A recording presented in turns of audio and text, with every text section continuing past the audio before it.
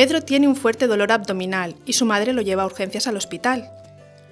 Los datos de Pedro se registran en el sistema de admisión y de triaje. La enfermera le coloca el TAC de Mayesfera. El TAC permite la localización de Pedro en todo momento, así como la monitorización continua de su estado en el proceso de atención, todo en tiempo real. Pedro y su madre esperan a que el doctor los atienda. Gracias al panel de Mayesfera, la supervisora observa que Pedro lleva esperando demasiado tiempo. El doctor examina a Pedro y pide algunas pruebas para asegurar el diagnóstico. El celador busca un ecógrafo utilizando la herramienta de localización instantánea de Mayesfera, que le informa de dónde se encuentra el aparato más cercano. La función de trazabilidad registra que Pedro se dirige al área de radiología. Como Mayesfera está integrado con el sistema de laboratorio, alerta cuando las pruebas están listas. Pedro tiene apendicitis y tiene que ser operado ese mismo día.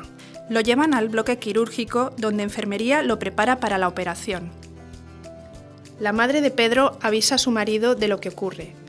Como se encuentra de viaje, se descarga la app de Mayesfera para mantenerse informado sobre el estado de su hijo a lo largo de todo el proceso.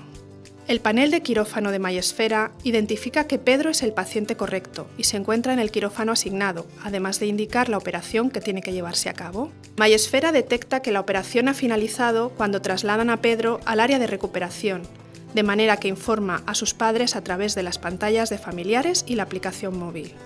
Después de 2 días de recuperación en el hospital, Pedro recibe la visita del doctor.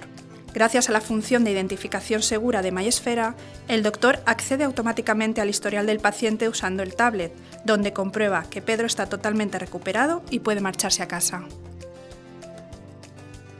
Mayesfera también provee herramientas de Business Intelligence para la visualización y análisis de los procesos y flujos de trabajo de las distintas unidades del hospital. Asimismo, genera informes periódicos y configurables con los indicadores de funcionamiento definidos por el cliente. Mayesfera, el sistema de localización en tiempo real para la mejora de la seguridad clínica, eficacia y eficiencia de los procesos hospitalarios.